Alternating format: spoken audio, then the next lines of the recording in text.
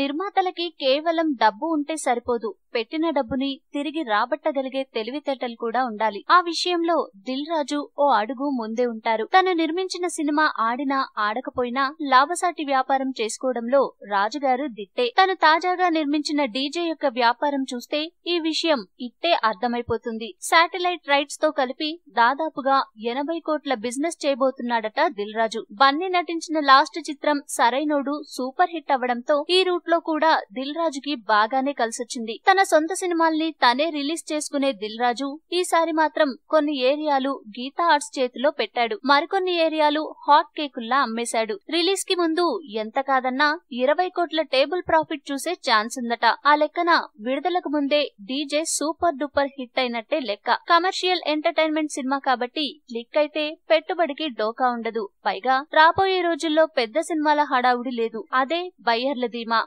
ఈ వీడియో మీకు నచ్చితే లైక్ చేయండి, అందరికీ షేర్ చేయండి, కానీ సబ్స్క్రైబ్ చేయడం మాత్రం మర్చిపోకండి.